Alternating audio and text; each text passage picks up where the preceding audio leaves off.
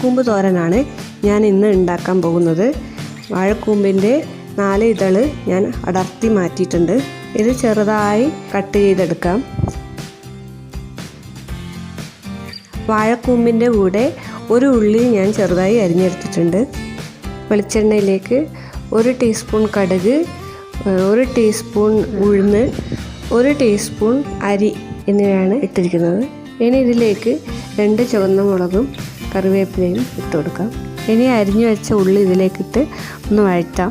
ഇനി ഇതിലേക്ക് വാഴക്കൂമ്പ് അരിഞ്ഞു വെച്ചത് ഇടാം. 1/2 ടീസ്പൂൺ മഞ്ഞൾപ്പൊടി, ആവശ്യത്തിന് ഉപ്പ് എന്നിവ ചേർത്ത് നന്നായി ഇളക്കി കൊടുക്കാം. ഇനി ഇത് ഒരു 13-14 മിനിറ്റ് അടച്ചു വെച്ച് വേവിക്കാം. ഇനി തോരനിലേക്ക് ആവശ്യമായ തേങ്ങയും ചെറിയ ഉള്ളിയും പച്ചമുളകും ചതച്ചെടുക്കാം. ചതച്ചു വെച്ച തേങ്ങ ഇതിലേക്കിട്ട് നന്നായി ഇളക്കിയെടുക്കാം. വാഴക്കൂമ്പ് തോരൻ റെഡി ആയിട്ടുണ്ട്. ഇതുപോലെ നിങ്ങളും ഉണ്ടാക്കി നോക്കുക. അഭിപ്രായങ്ങൾ അറിയിക്കുക. Thank you.